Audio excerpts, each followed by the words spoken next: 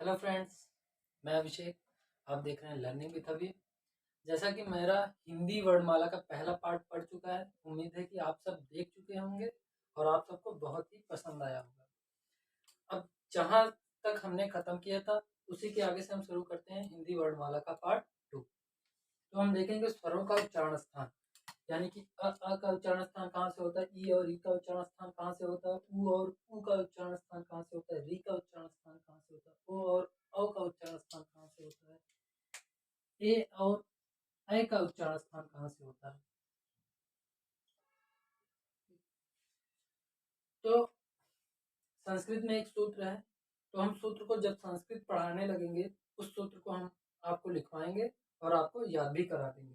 तो यहाँ पे देखते हैं अ और आ का उच्चारण स्थान, यानी कि अकुह विसर्जनीय नाम कंठ, यानी कि कंठ से। अ और आ का उच्चारण स्थान कंठ से। इचु ऐसा नाम तालु, ई और ई का उच्चारण स्थान क्या होगा, तालु होगा। उपधमानिया नाम ओष्ठव, यानी कि उ और उ का उच्चारण स्थान क्या होगा, ओष्ठ होगा।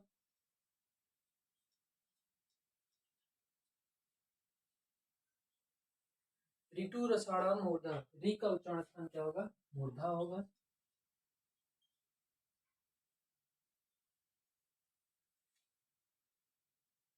ए दय तो कंठ तालु, ओ दय तो कंठ ओष्ठ, कंठ ओष्ठ।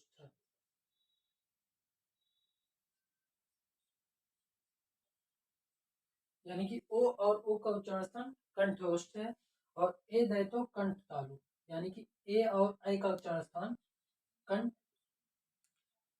तालु।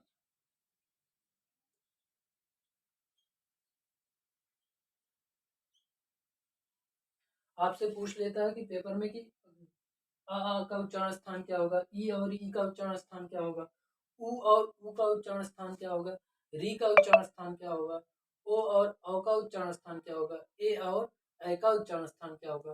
तो आपको अगर सूत्र मालूम रहेगा तो आप कर सकते हैं। अको विसर्जनीय नाम कंठा, यानी कि अ और आ का उच्चारण स्थान कंठ होगा। इचु ऐसा नाम तालु, ई और ई का उच्चारण स्थान तालु होगा। उपधमानिया नाम ओष्ठ, उ और उ का उच्चारण स्थान ओष्ठ होगा। ऋतु रसाड़ा मूर्धा, री का उच्चारण स्थान मूर्धा होगा। ओ दय तो कंठ ओष्ठ। अब हम देखेंगे व्यंजन। व्यंजन का अर्थ क्या होता है, व्यंजन का अर्थ होता है भोज्य। ये अपूर्ण ध्वनियां कहलाती हैं और ये आश्रित ध्वनियां होती हैं, यानी कि जो भी व्यंजन होते हैं बिना स्वर की सहायता से नहीं बोले जा सकते, इसलिए इन्हें अपूर्ण ध्वनियां भी कहते हैं या आश्रित ध्वनियां भी कहते हैं। व्यंजन का अर्थ क्या होता है, भोज्य होता है। व्यंजन का अर्थ क्या होता है, भोज्य होता है। इन्हें अपूर्ण ध्वनियां कहते हैं, अपूर्ण ध्वनियां कहते हैं।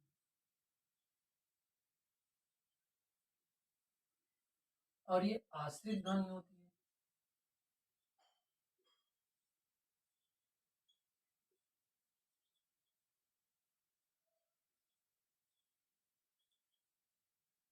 ये आश्रित ध्वनि होती है, यानी कि व्यंजन का अर्थ क्या होता है, भोज्य होता है। व्यंजन अपूर्ण ध्वनिया, व्यंजन आश्रित ध्वनि। अपूर्ण कहने का मतलब कोई भी व्यंजन बिना स्वर की सहायता से नहीं बोला जा सकता, इसलिए इन्हें अपूर्ण ध्वनिया कहते हैं या आश्रित ध्वनिया कहते हैं, यानी कि ये स्वर पर डिपेंड होती है, इसलिए इन्हें आश्रित ध्वनिया भी बोला जाता है। अब हम देखेंगे व्यंजन के प्रकार। तो व्यंजन के 5 प्रकार होते हैं। व्यंजन कितने प्रकार के होते हैं, व्यंजन 5 प्रकार के होते हैं। उच्चारण स्थान के आधार पर व्यंजन 5 प्रकार के होते हैं, यानी कि व्यंजन के प्रकार किसके आधार पर, उच्चारण स्थान के आधार पर व्यंजन जो होते हैं 5 प्रकार के होते हैं। पहला स्पर्श व्यंजन, अंतस्थ व्यंजन, ऊष्म व्यंजन, द्विगुण संयुक्त व्यंजन और उच्छिष्ट व्यंजन। उच्छिष्ट व्यंजन को हम द्विगुण व्यंजन भी कहते हैं। अभी हम एक एक करके सबको समझते हैं। यानी कि व्यंजन उच्चारण स्थान के आधार पर व्यंजन जो होते हैं 5 प्रकार के होते हैं। एक स्पर्श व्यंजन होता है, अंतस्थ व्यंजन होता है, ऊष्म व्यंजन होता है, संयुक्त व्यंजन होता है और उच्छिष्ट व्यंजन होता है। अब हम सबको बारी बारी से देखेंगे, ठीक है। स्क्रीनशॉट ले लीजिए, फिर हम आगे चलते हैं। अब हम देखेंगे अयोगवाद, अननुनासिक, अनुनासिक, अननुनासिक या निरनुनासिक। अयोगवा दो होते हैं, एक अनुस्वार होता है और एक विसर्ग होता है। अयोगवा दो होते हैं, एक क्या होता है अनुस्वार और एक विसर्ग।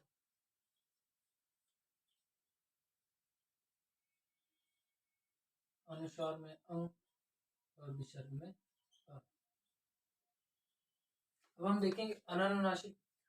अनुनासिक अनुनासिक यानी कि ऐसे ऐसे वर्ड जिनका उच्चारण नाक के पीछे, यानी कि इनका उच्चारण जो होता है नाक के पीछे से होता है, जैसे कि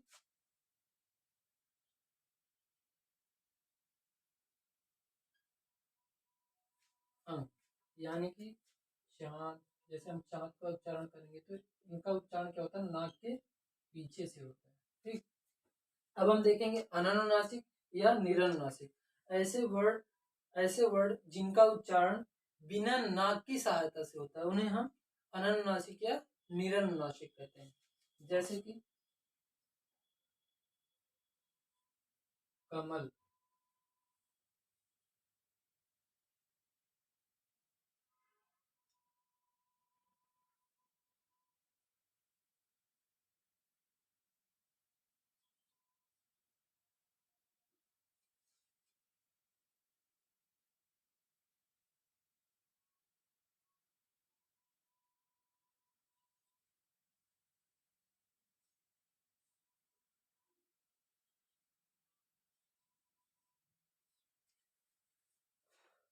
अनुनासिक यानी कि ऐसे वर्ड या व्यंजन जिनका उच्चारण जो होता है बिना नाक की सहायता से होता है उन्हें हम अनुनासिक या निरनुनासिक कहते हैं। आप इसके हो सके तो स्क्रीनशॉट ले लीजिए, फिर हम आगे चलते हैं व्यंजन पे। हमने क्या देखा, उच्चारण स्थान के आधार पर व्यंजन के प्रकार। तो उच्चारण स्थान के आधार पर व्यंजन 5 प्रकार के होते हैं। अब हम सबको बारी बारी से देखते हैं कि कौन कौन से व्यंजन होते हैं। पहला हमारा क्या है, स्पर्श व्यंजन है। स्पर्श व्यंजन में 5 वर्ग आएंगे, पांचों वर्ग हम लिख लेते हैं कौन कौन से। एक का वर्ग आएगा, आपका क वर्ग हो गया। दूसरा का वर्ग में क्या क्या आएगा, क, ख, ग, घ और ङ। फिर चा वर्ग, च, छ, ज, छ, ञ। टा वर्ग, ट, ठ, ड, ढ और ढ। ता वर्ग, त, थ, द, ध, न। फिर पा वर्ग, प, फ, ब और भ और। हमने क्या देखा, स्पर्श व्यंजन के आधार पर व्यंजन 5 प्रकार, व्यंजन जो होते हैं 5 प्रकार, सॉरी उच्चारण स्थान के आधार पर व्यंजन 5 प्रकार के होते हैं। उनमें हमारा सबसे पहला स्पर्श व्यंजन है। स्पर्श व्यंजन में ये पांचों वर्ग आएंगे, का वर्ग, चा वर्ग, टा वर्ग, ता वर्ग और पा वर्ग। कुल मिलाकर स्पर्श व्यंजनों की संख्या 25 होती है। स्पर्श व्यंजनों की संख्या कितनी होती है, 25 होती है। अब हम देखेंगे सभी वर्ग के अंत में जितने हैं, जैसे अंजा, ञ, र, न, म, इनको हम पंचमाक्षर भी कहते हैं। क्या कहते हैं, पंचमाक्षर। पंचमाक्षर।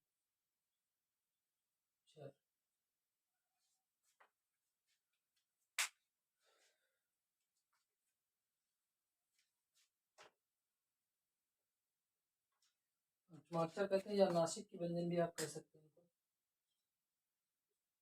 नासिक की व्यंजन आप इनको या तो पंचमाक्षर कह सकते हैं या नासिक की व्यंजन कह सकते हैं।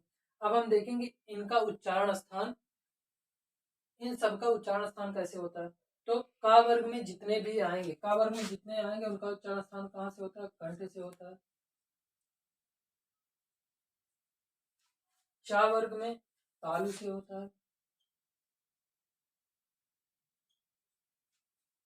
टा वर्ग में मूर्धा से होता है, ता वर्ग में दंत से होता है, और पा वर्ग में ओष्ठ से ओष्ठ। आपसे कोई भी का वर्ग का कोई भी वर्ड रहेगा तो उनका उच्चारण स्थान कंठ से, चा वर्ग का उच्चारण स्थान तालु से, टा वर्ग का उच्चारण स्थान मूर्धा से, ता वर्ग का उच्चारण स्थान दंत से, और पा वर्ग का उच्चारण स्थान ओष्ठ से। जब हम संस्कृत में आपको इनका सूत्र लिखा देंगे तो आपको याद करने में कोई भी असुविधा नहीं होगी। अभी हम देखेंगे एक चीज और देख लेते हैं, इस चा वर्ग को हम स्पर्शी एवं संघर्षी भी कहते हैं, स्पर्शी एवं संघर्षी भी कहते हैं। कभी कभी क्वेश्चन पेपर में इन पांचों में से एक दे देता, चाहे चा छ चा छा जा झा में से कुछ भी दे देगा और पूछेगा छांटिए कि इनमें से, जैसे चार दे दिया है आपको, दे दिया का, टा, चा और दा, इनमें से स्पर्शी व्यंजन कौन सा है?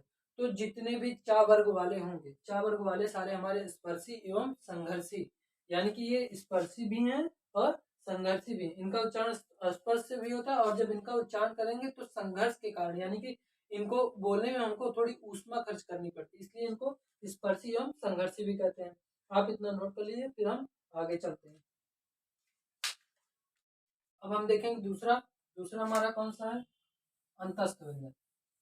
तो अंतस्थ व्यंजनों की संख्या 4 होती है। कौन कौन सी होती है इसको देखते हैं। अंतस्थ व्यंजन 4 होते हैं, कौन कौन से?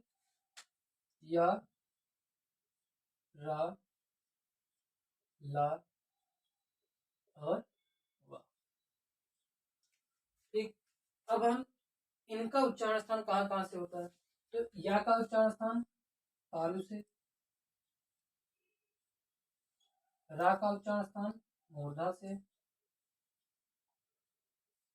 ला का उच्चारण स्थान दंत से,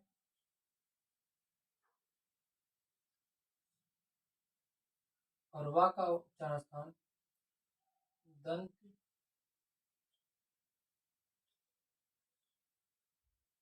ओष्ठ।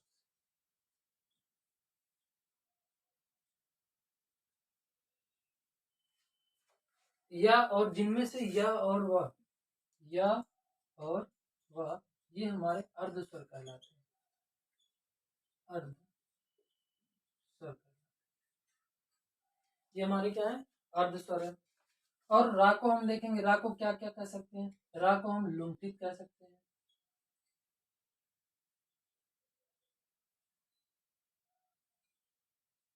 प्रकंपित कह सकते हैं,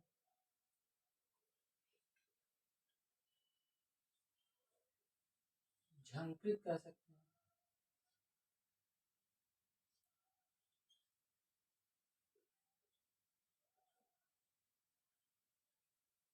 ठीक। ये हमारे अंतस्थ व्यंजन है, कौन कौन से? या, र, ल, व। या का उच्चारण स्थान तालु से, रा का उच्चारण स्थान मूर्धा से, ला का उच्चारण स्थान दंत से, वा का उच्चारण स्थान दंत ओष्ठ से। या वह हमारे क्या कहलाते हैं, अर्धस्वर कहलाते हैं। रा को हम क्या क्या कहते हैं, लुंठित कहते हैं, प्रकंपित कहते हैं, झंकृत कहते हैं। और ला को हम पार्श्विक कहते हैं।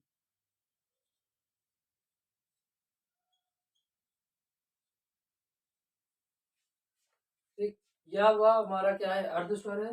रा को हम लुंठित भी कहते हैं, प्रकंपित भी कहते हैं, झंकृत भी कहते हैं, और ला को हम पार्श्विक भी कहते हैं। ठीक, इतना नोट कर लीजिए, फिर हम आगे चलते हैं। अब हम देखेंगे तीसरा, ऊष्म व्यंजन या संघर्षी व्यंजन। तो ऊष्म व्यंजन या संघर्षी व्यंजन, इनकी भी संख्या कितनी होती है? 4 होती है। ऊष्म या संघर्षी व्यंजनों की संख्या क्या होती है? 4। इनकी संख्या कितनी होती है? 4। कौन कौन से होते हैं? श, श, श और श। अब हम इनका उच्चारण स्थान देख लेंगे। तो सा का उच्चारण स्थान क्या है? तालु है। इस सा का उच्चारण स्थान दंत है, और इस ता का उच्चारण स्थान मूर्धा है। और इसका उच्चारण स्थान कंठ।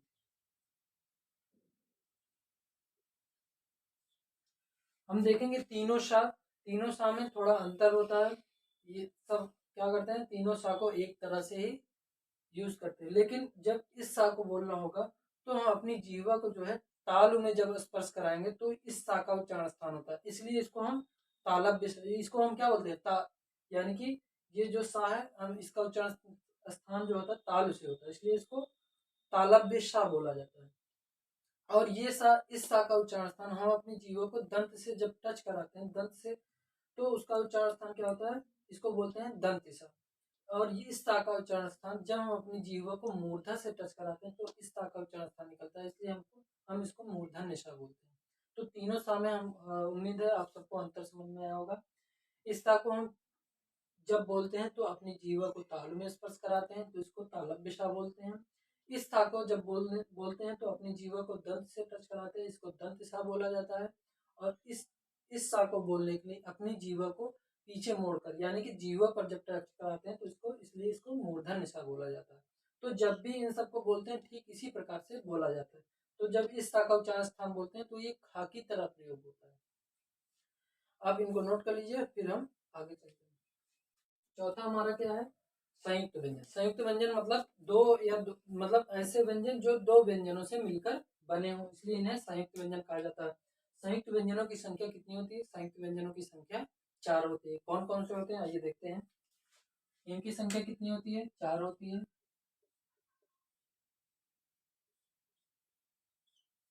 कौन कौन से होते हैं, श होता है, त्र होता है, श्रा होता है और ज्ञ। अब देखते हैं ये किन किन दो व्यंजनों से मिलकर बने होते हैं। तो ये का और सा से मिलकर बना होता है। और ये त रा से मिलकर बना होता है। श्रा, सा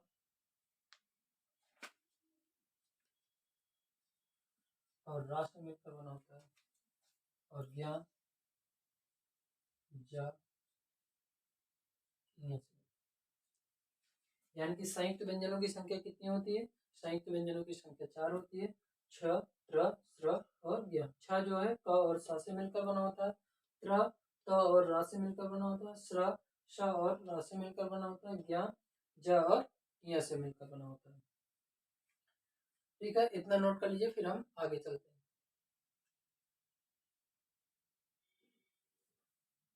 अगला हमारा है पांचवा, उच्छिष्ट व्यंजन। उच्छिष्ट व्यंजन को और क्या कहते हैं, उच्छिष्ट व्यंजन को हम द्विगुड़ी व्यंजन भी कहते हैं। द्विगुड़ी द्विगुड़ी व्यंजन भी कहते हैं। और इनको और क्या कहते हैं, द्विवर्गीय भी कहते हैं। द्विवर्गीय। उच्चित व्यंजन पांचवा हमारा उच्चित व्यंजन, इनको द्विगुड़ी व्यंजन भी कहते हैं या द्विवर्गीय व्यंजन भी कहते हैं। ये कौन कौन से होते हैं, ये दो होते हैं, एक ड़ होता है और एक ढ होता है। एक ड़ होता है और एक ढ होता है। ये हिंदी वर्ड मतलब इन दोनों का यूज किसी भी शब्द लिखने के पहले नहीं होता। इन दो वर्डों का यूज जो होता है किसी भी शब्द के लिखने से पहले नहीं होता। यही दो वर्ड हैं जिनको उच्चित व्यंजन या द्विगुड़ी या द्विवर्गीय व्यंजन कहता है। आपसे पूछ लेता है द्विगुड़ी व्यंजन कौन सा, इनमें से निम्न में से कौन सा द्विगुड़ी व्यंजन है, तो यही द्विगुड़ी व्यंजन ड़ और ढ, क्योंकि ये दो गुण वाले हैं।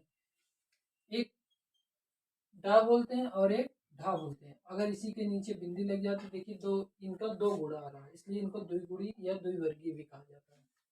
ठीक, अब हम देख लेंगे उच्छिष्ट व्यंजन को। उच्छिष्ट का मतलब क्या होता है, उच्छिष्ट का मतलब होता है ऊपर उछाला गया, उछाला।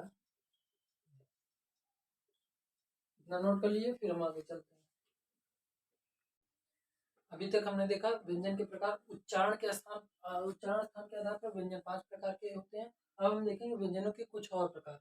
तो व्यंजन के कुछ और प्रकार जैसे कि पंचमाक्षर या नासिक के व्यंजन। तो जो वर्ग के वर्गांत होते हैं यानी कि वर्ग के अंत में जो वर्ड आते हैं वो हमारे क्या हो जाएंगे, नासिक के व्यंजन या पंचमाक्षर हो जाएंगे। कौन कौन से, जो वर्ग के अंत में आते हैं यानी कि अंग्या, इनकी संख्या कितनी होती है, 5 होती है। जैसे अंग्या, ञ, ड़, न और म, इनकी संख्या कितनी होती है, 5। अब हम देखेंगे द्वित्व व्यंजन। द्वित्व व्यंजन, द्वित्व का मतलब होता है जिनकी आवृत्ति, मतलब ऐसे व्यंजन जिनकी आवृत्ति 2 बार हो, जैसे कि चा हो गया, ला हो गया,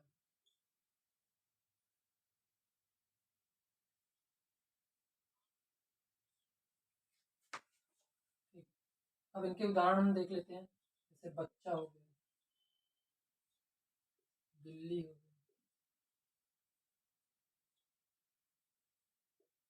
पक्का हो गया, कच्चा हो गया। यानी कि कभी कभी ऐसे शब्द युग्मक पूछ लेता है कि इसमें से कौन सा युग्मक द्वित्व है। शब्द आपको दे देगा, पूछ लेगा कि इसमें से कौन सा, छांटिए कि निम्न में से कौन सा युग्मक द्वित्व व्यंजन है। तो जिनमें, जिनका मतलब जिनकी आवृत्ति, ऐसे वर्ड जिनकी आवृत्ति 2 बार हुई होगी उन्हें द्वित्व व्यंजन कहते हैं। जैसे कि बच्चा हो गया, बिल्ली हो गया, पक्का हो गया, कच्चा हो गया, ये सब किसमें आएंगे, द्वित्व व्यंजन में आएंगे। अब हम देखेंगे व्यंजन गुच्छ। व्यंजन गुच्छ होता क्या है कि मतलब ऐसे दो व्यंजन हैं, दोनों आपस में जुड़े हुए होंगे और उनका उच्चारण एक जैसा होगा। जैसे कि द और ध का हो गया, विद्यालय हो गया,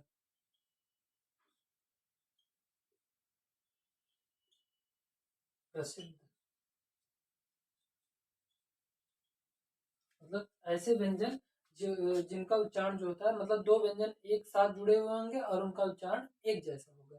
जैसे कि हमारा क्या हो गया, विद्यालय हो गया, प्रसिद्ध हो गया, बुद्धि हो गया, सिद्ध हो गया, बहुत सारे उच्चारण उदाहरण हो सकते हैं। अब हम देखेंगे आगत व्यंजन के कौन कौन से होंगे। आगत व्यंजन का मतलब जो बाहर से आए, ऐसे व्यंजन जो बाहर से आए हुए हैं वो क्या होंगे, आगत व्यंजन होंगे। जैसे कौन कौन सा हो गया, क हो गया, ख हो गया, ज हो गया और फ हो गया। ये सब हमारे क्या है, आगत व्यंजन है। ठीक है, इतना नोट कर लीजिए, फिर हम आगे चलते। अब हम देखेंगे व्यंजनों की ध्वनियाँ। तो व्यंजनों की ध्वनियाँ दो आधारों पर होती है, एक प्राणवायु के आधार पर होता है और एक कंपन के आधार पर होता है। तो हम बारी बारी से दोनों को देखते हैं। पहला प्राणवायु के आधार पर, तो पहला क्या है हमारा, प्राणवायु के आधार पर, प्राण वायु के आधार पर।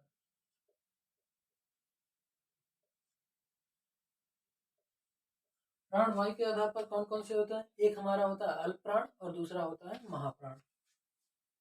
एक हमारा क्या होता है, अल्प प्राण, अल्प प्राण, और दूसरा क्या होता है हमारा महाप्राण, महाप्राण। हम बारी बारी से दोनों को जानते हैं, अल्प प्राण क्या है और महाप्राण क्या है। अब हम देखेंगे अल्प प्राण। तो अल्प प्राण में वर्ग का पहला, तीसरा और पांचवा प्लस अंतस्थ व्यंजन, अंतस्थ व्यंजन, ये हमारे किस में आएंगे, अल्प प्राण में। यानी कि जितने वर्ग है, पहला वर्ग है, दूसरा वर्ग है, तीसरा वर्ग, सॉरी, जितने वर्ग हैं, जैसे पहला वर्ग हो गया, तीसरा वर्ग हो गया, पांचवा वर्ग हो गया, पहले वर्ग में जितने वर्ड आएंगे, तीसरे वर्ग में जितने वर्ड आएंगे और पांचवें वर्ग में जितने वर्ड आएंगे, वो सब हमारे क्या कहलाएंगे, अल्प प्राण प्लस अंतस्थ व्यंजन। अंतस्थ व्यंजन का मतलब या, र, ल और व। अब इनकी संख्या अगर पूछेगा तो इनकी संख्या, एक वर्ग में 5 होते हैं, तो 5 5 10 और 5 15, यानी कि 15 और प्लस 4, अल्प प्राणों की संख्या कितनी होती है, 19 होती है। ठीक, यानी कि प्रत्येक वर्ग, पहले वर्ग का जितने भी आएंगे, पहले वर्ग में कितने आएंगे, क, च, ट, त और प, मतलब पहले वर्ग में जितने वर्ण आएंगे, तीसरे वर्ग में जितने वर्ण आएंगे और पांचवें वर्ग में जितने वर्ण आएंगे, प्लस अंतस्थ व्यंजन यानी कि य, र, ल, व, ये सब हमारे क्या कहलाएंगे? अल्प प्राण कहलाएंगे। अब हम चलते हैं महाप्राण पे।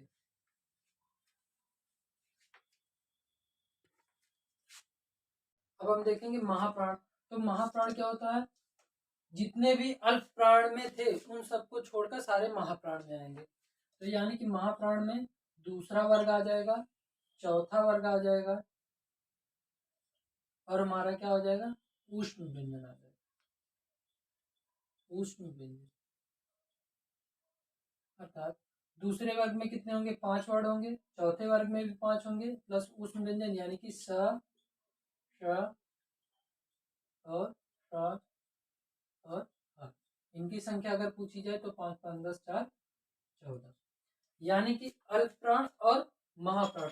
प्राण वायु के आधार पर दो प्रकार के होंगे, एक होगा अल्प प्राण और दूसरा होगा महाप्राण। अल्प प्राण में पहला, तीसरा, पांचवा आएगा और महाप्राण में दूसरा और चौथा आएगा। हम इनको सम और विषम से याद कर सकते हैं। जैसे कि जो हमारा अल्प प्राण था, अल्प प्राण, इसको हम विषम कह सकते हैं। विषम क्योंकि इसमें पहला वर्ग आ रहा है, तीसरा वर्ग आ रहा है, पांचवा वर्ग आ रहा है, प्लस अंतस्थ आ रहा है, इसलिए हम इसको विषम विषम कर सकते हैं। और महाप्राण में क्या आ रहा है? दूसरा, चौथा।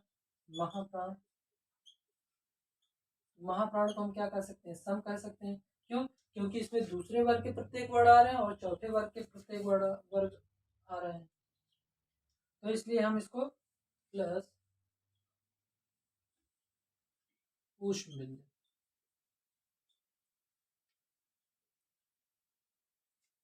उम्मीद है आप सबको अल्प प्राण और महाप्राण दोनों में अंतर समझ में आया होगा और अल्प प्राण और महाप्राण दोनों आसानी से आप अलग कर सकते हैं, बता सकते हैं कौन सा अल्प प्राण है, कौन सा महाप्राण है। अगर आप इसको विषम से याद रखेंगे, अल्प प्राण को विषम से याद रखेंगे तो आपको तुरंत ही याद हो जाएगा। अगर महाप्राण को सम से याद रखेंगे आपको कोई तुरंत ही याद हो जाएगा। ठीक है, फिर हम आगे चलते हैं कंपन के। अभी तक हमने देखा क्या? प्राण वायु के आधार पर, प्राण वायु के आधार पर दो प्रकार के थे, अल्प प्राण और महाप्राण। अब हम देखेंगे कंपन के आधार पर व्यंजनों की ध्वनियां। तो कंपन के आधार पर व्यंजनों की ध्वनियां जो होती हैं दो प्रकार की होती हैं, एक घोष होता है, दूसरा अघोष होता है। पहला क्या है हमारा? घोष, इसी को हम सघोष भी बोलते हैं। और दूसरा हमारा क्या होता है? अघोष।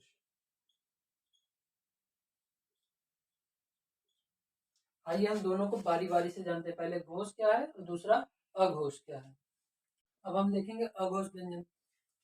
तो अघोष में क्या होगा? अघोष में जितने बच रहे थे यानी कि पहले वर्ग का सारा वर्ण और दूसरे वर्ग का प्रत्येक वर्ण, यानी कि प्रत्येक वर्ग, पहले वर्ग का और दूसरे वर्ग का और प्लस तीनों शब्द,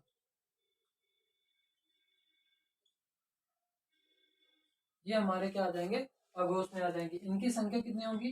10 और प्लस 3, यानी कि इनकी संख्या कितनी होगी? 13 होगी। आइए हम दोनों दोनों में अंतर थोड़ा समझ लेते हैं। जैसे हमने क्या बताया था? घोष क्या था? घोष और अघोष दोनों में हम अंतर दिखाते हैं। जब आपको याद करने की सुविधा के लिए, मतलब आपको आपकी सुविधा के लिए अघोष और घोष में अंतर कैसे करेंगे?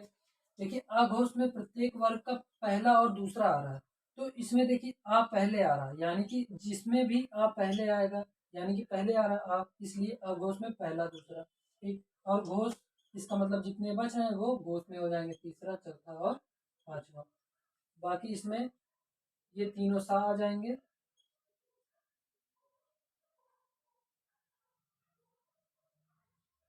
और इसमें अंतस्थ आ जाएगा और सभी स्वर आ जाएंगे।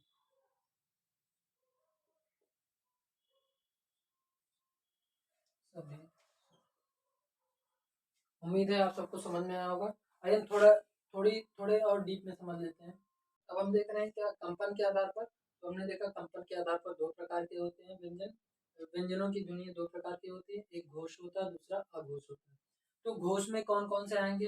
तो घोष में आपके आ जाएंगे प्रत्येक वर्ग का तीसरा, चौथा और पांचवा, यानी कि प्रत्येक वर्ग का तीसरा, चौथा, पांचवा वर्ड और साथ में आपके अंतस्थ आ जाएंगे, अंतस्थ व्यंजन, प्लस सभी स्वर आ जाएंगे और सभी स्वर, और प्लस आपके साथ था आ जाएगा।